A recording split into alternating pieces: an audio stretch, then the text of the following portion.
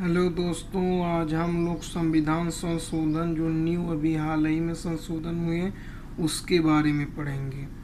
संविधान संशोधन करने से पहले आपको विधेयक और अधिनियम में अंतर आना चाहिए। आप सुनते हैं कि 124वां संविधान संशोधन विधेयक द्वारा लाया गया, 122वां संविधान संशोधन विधेयक द्वारा लाया गया।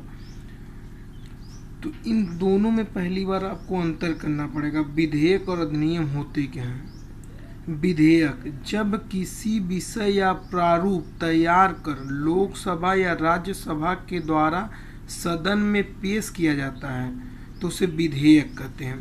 और यही विधेयक अधिनियम कब होता है? जब विधेयक दोनों सदनों से पास हो जाए, उस विधेयक पर राष्ट्रपति के हस्ताक्षर हो जाए तो अधिनियम हो जाता है। यह अधिनियम 111 एक्ट के तहत होता है।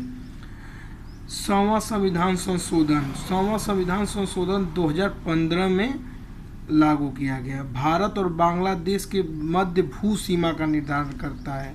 क्या करता है? भू सीमा का निर्धारण करता है। यह 100वां संविधान संशोधन द्वारा भारतीय संविधान में जोड़ दिया गया।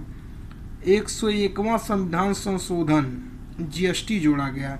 इसके लिए भारतीय संविधान में 122वां विधेयक 2017 में लाया गया था और ये 1 जुलाई 2017 को पास हुआ। 102वां संविधान संशोधन ये राष्ट्रीय पिछड़ा वर्ग आयोग को संवैधानिक दर्जा देता है। यह राष्ट्रीय वर्ग आयोग को संवैधानिक दर्जा देता है। यह विधेयक 123 द्वारा लाया गया। 123वां संविधान संशोधन विधेयक ये सामान्य श्रेणी के आर्थिक रूप से पिछड़े लोगों के लिए सरकारी नौकरी और शिक्षा में 10% का आरक्षण की व्यवस्था की गई। यह 124वां संविधान संशोधन विधेयक द्वारा लाया गया और इस विधेयक को सबसे पहले मंजूरी गुजरात राज्य ने दी थी। ये बहुत इम्पोर्टेंट है। इस विधेयक को सबसे पहले किसने मंजूरी दी थी? गुजरात राज्य ने।